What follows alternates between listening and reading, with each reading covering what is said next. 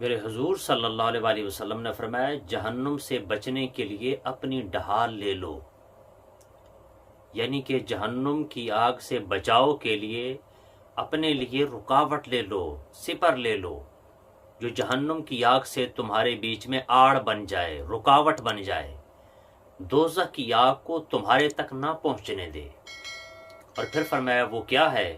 فرمایا وہ ہے سبحان اللہ والحمد للہ ولا الہ الا اللہ واللہ اکبر ولا حول ولا قوت الا باللہ۔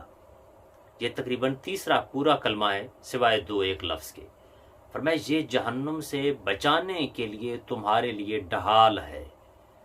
اور پھر فرمایا یہ کلمات جہنم کی آگ سے تمہارے آگے سے تمہارے پیچھے سے حفاظت کریں گے، اور فرمایا یہ تمہیں نجات دلائیں گے، اور ساتھ ہی فرمایا یہ باقی رہنے والی نیکیاں ہیں۔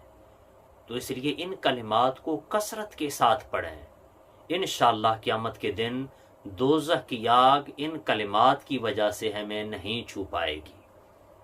تو جو شخص دنیا میں ان کلمات کو کثرت کے ساتھ پڑھے گا، انشاءاللہ یہ کلمات اس کے لیے دوزخ کی آگ کے بیچ میں ڈھال بن جائیں گی۔